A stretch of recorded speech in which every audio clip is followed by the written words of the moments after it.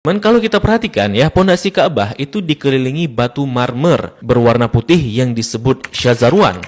Fungsinya untuk menahan pondasi Ka'bah agar tidak rubuh atau terkikis karena dahulu daerah area Ka'bah berpasir dan terkadang berbanjir. Maka dikhawatirkan hal itu akan merobohkan Ka'bah. Oleh karenanya dibuatkanlah syazarwan ini untuk menopang pondasinya oleh orang-orang Arab dahulu. Untuk era sekarang, syazarwan ini juga berfungsi untuk menghindari adanya jamaah yang terjepit di dinding Ka'bah ketika haji. Nah, di dekat pintu Ka'bah, masih di area syazarwan, kita akan melihat sebuah tanda berupa 8 buah batu mewah. Ini disebut dengan area Mi'jan, merupakan lokasi di mana Nabi Ibrahim dan Nabi Ismail mengadon tanah liat untuk membangun Ka'bah. Begitu pula, ini merupakan lokasi favorit Rasulullah SAW serta tempat di mana Jibril mengajarkan salat kepada Nabi Muhammad SAW. Kain yang menyelimuti Ka'bah ini disebut dengan kiswah. Orang yang pertama kali menyelimuti Ka'bah dengan kiswah merupakan seorang raja dari Himyar yang bernama Tubba Abu Karb. Dahulu orang-orang Arab menggantung syair-syair terbaik mereka di dinding Ka'bah sebagai bentuk kebanggaan budaya peradaban mereka dalam bidang sastra. Dan tahukah teman-teman, jika warna kiswah tidak selalu hitam. Pada awalnya berwarna putih bergaris merah dari Yaman. Kemudian menjadi putih, menjadi merah, kuning, hijau, dan yang terakhir hitam hingga sekarang. Tulisan kaligrafinya ditulis dengan benang emas bertuliskan ayat-ayat Al-Quran. Kiswah juga memiliki kain dalaman berwarna putih yang disebut bithana kiswah untuk meresap panas dari dinding Ka'bah. Biasanya kain kiswah diganti pada tanggal 9 Dzulhijjah dan bekasnya dipotong-potong untuk dihadiahkan kepada orang-orang tertentu. Nah, dari pintu Ka'bah, di sebelah kiri pojok Ka'bah tersimpan Hajar Aswad di dalam sebuah cangkang berwarna perak.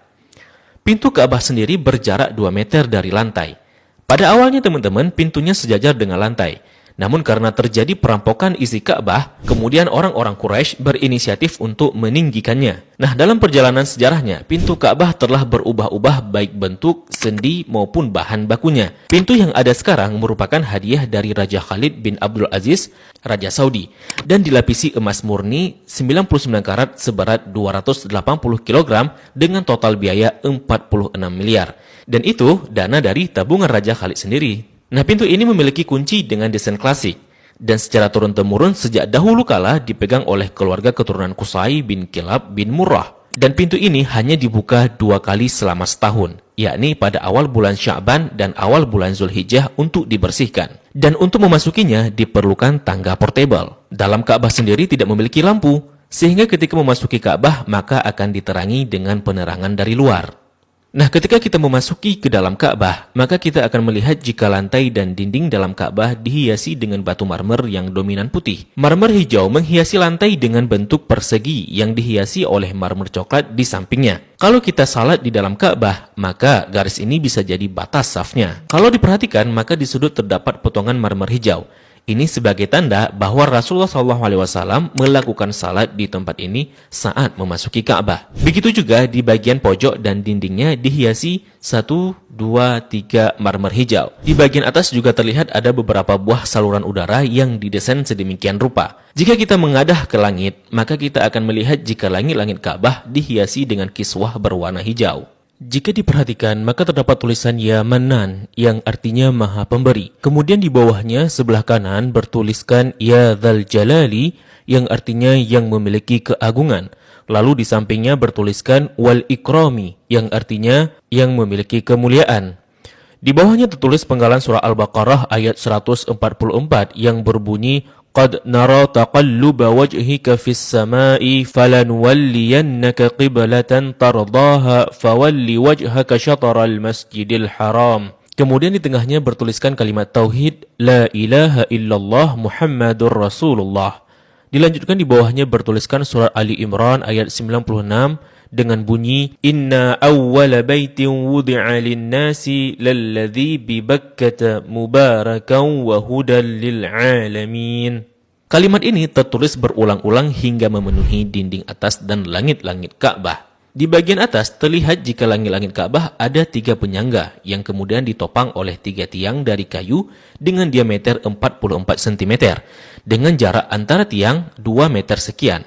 Tiang ini dihiasi dengan 6 hiasan cincin terbuat dari emas.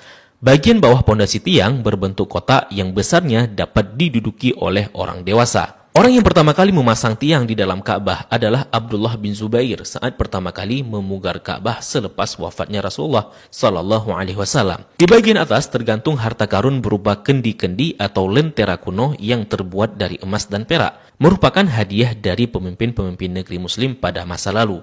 Kalau ditanya, kenapa kendi-kendi ini masih digantung? Ini merupakan tradisi yang sudah ada sejak masa silam. Nah, di bawahnya, tepatnya di antara tiang, terlihat sebuah meja heksagonal berwarna putih dengan atasannya dihiasi marmer hijau. Memiliki kabinet penyimpanan dengan 2 pintu dan 4 engsel. Memiliki 2 pegangan. Ini berfungsi untuk menyimpan bukhur dan minyak wangi seperti kasturi, ember, gaharu, dan sebagainya yang nantinya digunakan untuk mencuci dan membersihkan Ka'bah. Dan ini merupakan wadah untuk menaruh wangian. 2 sisi dinding Ka'bah terdapat 1, 2, 3, 4, 5, 6, 7, 8, 9, 10 buah plakat yang tertempel di dinding Ka'bah dengan warna yang berbeda dan terbuat dari batu alam. Salah satu yang mencolok adalah plakat yang tepat berada di depan area Rasulullah Salat. Plakat ini berisi kaligrafi dengan style kufik murabba yang tertulis La ilaha illallah Muhammadar Rasulullah. Selain itu juga ada plakat lain yang berisi maklumat mengenai renovasi Ka'bah oleh Raja Khalid bin Abdul Aziz. Sepertinya plakat lain juga berupa maklumat renovasi Ka'bah oleh pemimpin-pemimpin Muslim sebelumnya. Di sampingnya terdapat sebuah pintu yang disebut pintu At-Taubah yang sepenuhnya dihiasi dengan emas murni. Di belakang pintu ini ada sebuah tangga yang mengakses ke atas Ka'bah. Dari atas dapat dilihat jika ada pengait untuk mengikat kain kiswah dari atas. Dan bahkan kita bisa juga salat di atas Ka'bah. Jika Ka'bah tidak diselimuti kiswah, maka penampakannya akan seperti ini. Nah, kiswah Ka'bah akan diganti setahun sekali dan harganya mencapai 50 miliar dengan berat 650 kg. Kiswah juga berfungsi untuk menghindari dinding Ka'bah dari keretakan akibat panas matahari. Nah, inilah gambaran dari Ka'bah dan apa-apa saja yang ada di dalam Ka'bah.